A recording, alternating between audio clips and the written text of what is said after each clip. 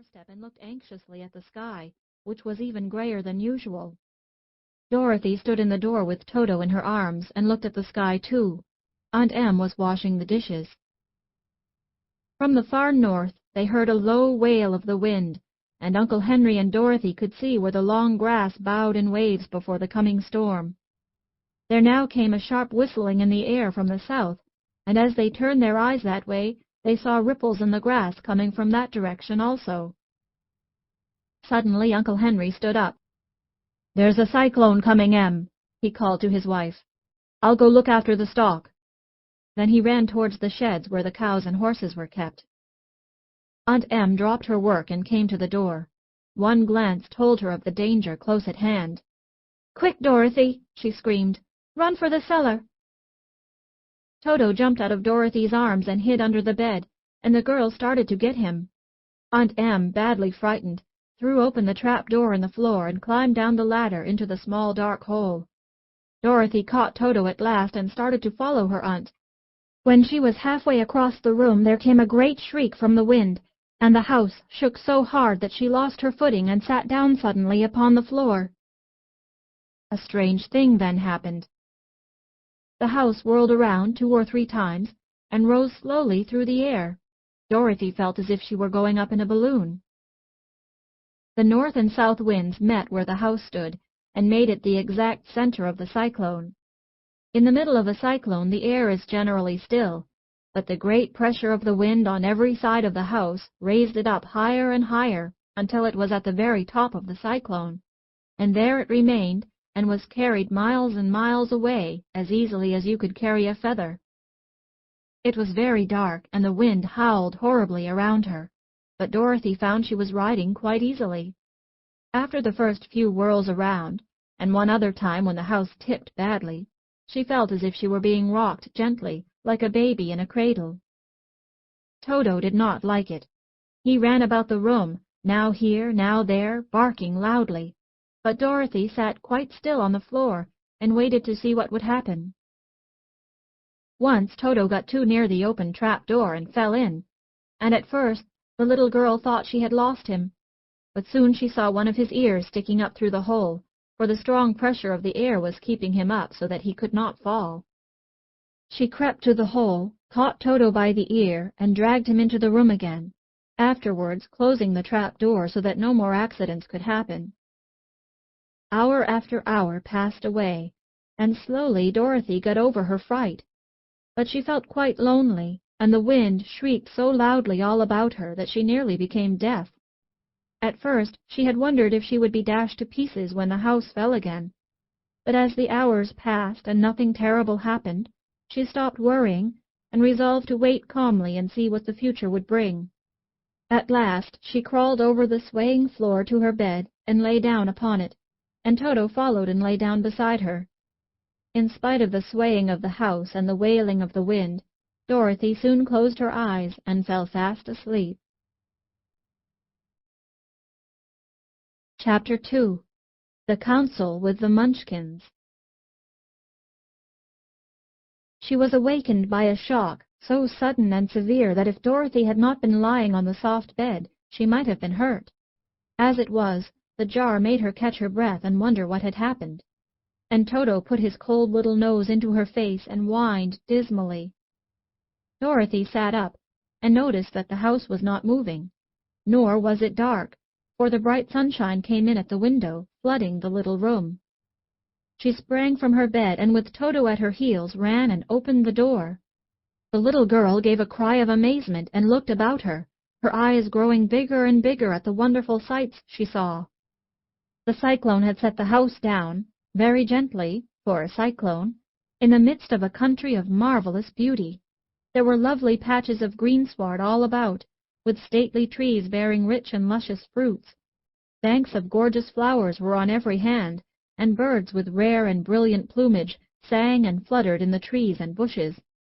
A little way off was a small brook, rushing and sparkling along between green banks, and murmuring in a voice very grateful to a little girl who had lived so long on the dry, gray prairies.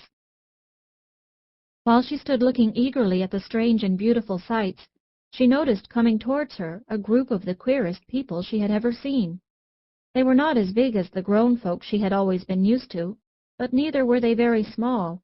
In fact, they seemed about as tall as Dorothy, who was a well-grown child for her age, although they were, so far as looks go, many years older. 3 were men and 1 a woman, and all were oddly dressed. They wore round hats that rose to a small point a foot above their heads, with little bells around the brims that tinkled sweetly as they moved. The hats of the men were blue. The little woman's hat was white, and she wore a white gown that hung in pleats from her shoulders. Over it were sprinkled little stars that glistened in the sun like diamonds. The men were dressed in blue of the same shade as their hats, and wore well-polished boots with a deep roll of blue at the tops. The men, Dorothy thought, were about as old as Uncle Henry, for 2 of them had beards. But the little woman was doubtless much older. Her face was covered with wrinkles, her hair was nearly white, and she walked rather stiffly. When these people drew near the house where Dorothy was standing in the doorway, they paused and whispered among themselves, as if afraid to come farther. But the little old woman walked up to Dorothy, made a low bow, and said in a sweet voice, "You are welcome, most noble sorceress, to the land of the Munchkins. We are so grateful to you for having killed the Wicked Witch of the East, and for setting our people free from bondage." Dorothy listened to this speech with wonder. What could the little woman possibly mean by calling her a sorceress, and saying she had killed the Wicked Witch of the East? Dorothy was an innocent, harmless little girl who had been carried by a cyclone many miles from home, and she had never killed anything in all her life. But the little woman evidently expected her to answer, so Dorothy said, with hesitation, "You are very kind, but there must be some mistake. I have not killed anything." "Your house did anyway," replied the little old woman with a laugh, "and that is the same thing. See," she continued, pointing to the corner of the house, "there are her 2 toes still sticking out from under a block of wood." Dorothy looked and gave a little cry of fright. There indeed, just under the corner of the great beam the house rested on, 2 feet were sticking out, shod in silver shoes with pointed toes. "Oh dear! Oh dear!" cried Dorothy, clasping her hands together in dismay. "The house must have fallen on her. Whatever shall we do?" "There is nothing to be done," said the little woman calmly. "But who was she?" asked Dorothy. "She was the Wicked Witch of the East, as I said," answered the little woman. "She has held all the Munchkins in bondage for many years, making them slave for her night and day. Now they are all set free, and are grateful to you for the favor." "Who are the Munchkins?" inquired Dorothy.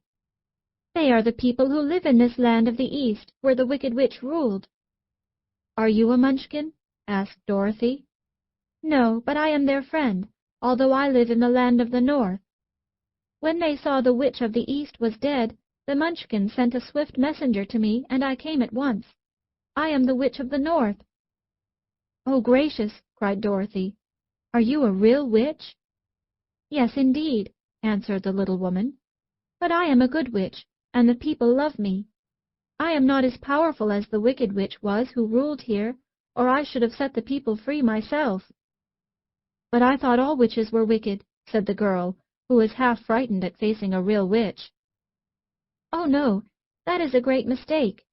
There were only 4 witches in all the land of Oz, and 2 of them, those who live in the North and the South, are good witches. I know this is true, for I am one of them myself and cannot be mistaken. Those who dwelt in the East and the West were indeed wicked witches, but now that you have killed one of them, there is but one wicked witch in all the land of Oz, the one who lives in the West." "But," said Dorothy, after a moment's thought, "Aunt Em has told me that the witches were all dead, years and years ago." "Who is Aunt Em?" inquired the little old woman. "She is my aunt who lives in Kansas, where I came from." The Witch of the North seemed to think for a time, with her head bowed and her eyes upon the ground. Then she looked up and said, "I do not know where Kansas is, for I have never heard that country mentioned before. But tell me, is it a civilized country?" "Oh, yes," replied Dorothy.